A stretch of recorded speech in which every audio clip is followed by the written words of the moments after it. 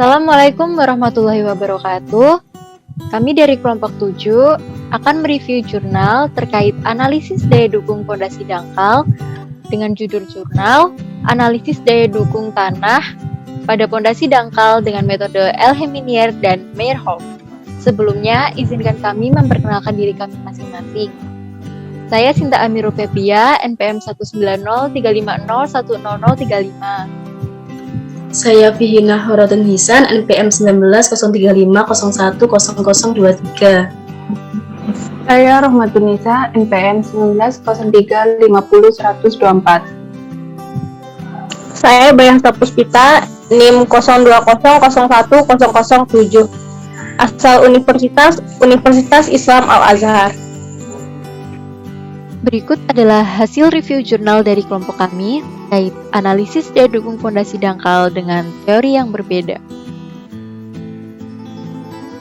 Untuk judul jurnal tersebut yaitu Analisis Daya Dukung Tanah pada Pondasi Dangkal dengan metode Elheminier dan Meyerhof. Untuk jurnalnya yaitu Jurnal Penelitian IPTEX, penulisnya yaitu Hilfi Arisan Ahmad, volume dan halamannya volume 6 halaman 1 sampai dengan 5. Tahun pembuatan jurnal yaitu 2021. Berikut adalah lampiran jurnal yang kami review. Isi terkait jurnal tersebut yaitu yang pertama ada abstrak, yang kedua tujuan penelitian, yang ketiga metodologi penelitian, yang keempat hasil penelitian, yang kelima kesimpulan, dan yang keenam kelebihan dan kekurangan jurnal. Adapun pengertian dari struktur bawah, yaitu merupakan salah satu bagian dari bangunan yang menahan bagian atas bangunan. Struktur bawah dapat berupa basement atau fondasi yang dapat menahan beban-beban dari atas, sehingga struktur bawah jika terjadi sesuatu, contohnya gempa dan lain sebagainya, tidak boleh gagal terlebih dahulu. Beban dari struktur atas didistribusikan melalui kolom dengan nilai tegangan yang diizinkan sesuai dengan nilai daya dukung tanah. Adapun tujuan penelitian yaitu untuk mendapatkan fondasi dangkal yang kuat dari nilai daya dukung tanah menggunakan metode Meyerhof dan metode Elheminier. Metodologi penelitian dalam penelitian ini digunakan metode perhitungan Meyerhof dan Elheminier dengan cara diagram alir. Adapun subjek penelitian yang digunakan pada jurnal ini yaitu pembangunan perencanaan gedung akademik MIPA Universitas Jember. Di sini saya akan melanjutkan untuk menjelaskan hasil penelitian dari jurnal ini. Untuk metode Meyerhof, persamaannya adalah Hi ultimate sama dengan Hi C kali B dikali 1 tambah D per B dikali 1 per 40. Di mana Hi A atau Hi ultimate ini adalah kapasitas dukung izin untuk penurunan 1 inci. Lalu Hi C ini adalah tahanan konus dan B adalah lebar pondasi. Lalu untuk perhitungan data metode Meyerhof ini, diketahui HC atau tekanan konus sebesar 56,53 kg per cm kuadrat, lebar pondasinya 1,75 meter, beban ultimate-nya sebesar 350 kN, dan D atau diameter sebesar 2,8 meter. Lalu untuk faktor keamanannya dipakai sebesar 3.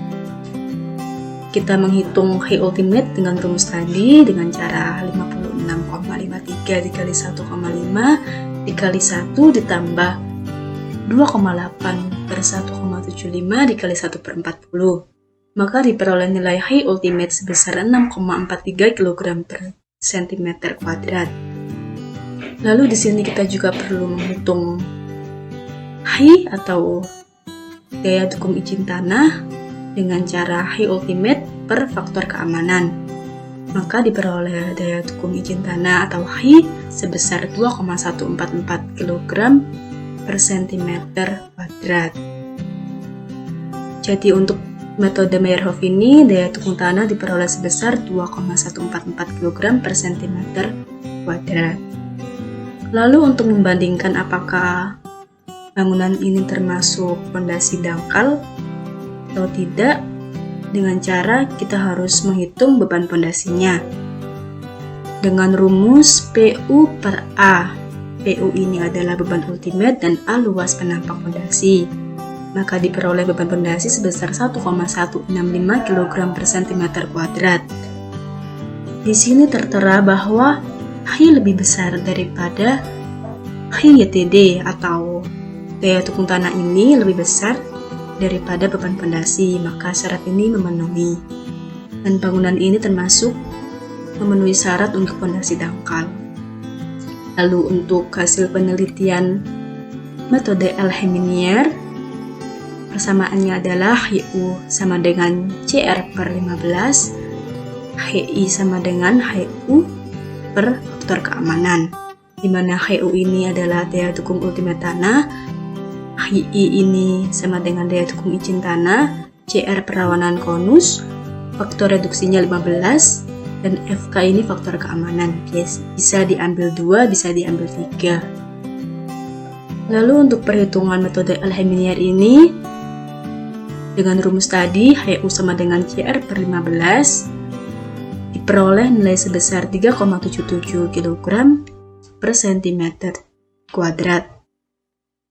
Lalu untuk daya dukung izin tanah, dengan rumus HU per faktor keamanan diperoleh nilai 1,26 kg per cm kuadrat. Tadi kan sudah menghitung beban pondasi, lalu tinggal membandingkan saja apakah untuk metode El-Heminier ini memenuhi syarat apa tidak. Untuk HI atau daya dukung izin tanah ini lebih besar daripada beban pondasinya, maka bangunan ini aman untuk menggunakan pondasi dangkal. Untuk kesimpulan dari jurnal ini adalah, dari hasil perhitungan daya dukung tanah menunjukkan bahwa bangunan dapat menggunakan pondasi dangkal, karena daya dukung tanah sudah mencukupi dengan nilai perhitungan metode Meyerhof sebesar 2,114 kg per cm kuadrat, dan perhitungan metode El-Heminier adalah sebesar 1,26 kg per cm kuadrat.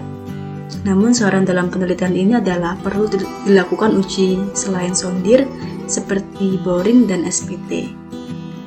Adapun untuk kelebihan dan kekurangan jurnal, yang pertama adalah kelebihan.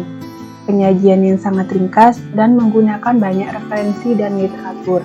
Untuk kekurangannya, yang pertama, karena penulisan yang ringkas, maka terdapat beberapa langkah yang mungkin kurang dapat dipahami. Dan untuk yang kedua, penulisan yang kurang rapi. Sekian presentasi review jurnal dari kelompok kami. Kurang lebihnya mohon maaf yang sebesar-besarnya. Wassalamualaikum warahmatullahi wabarakatuh.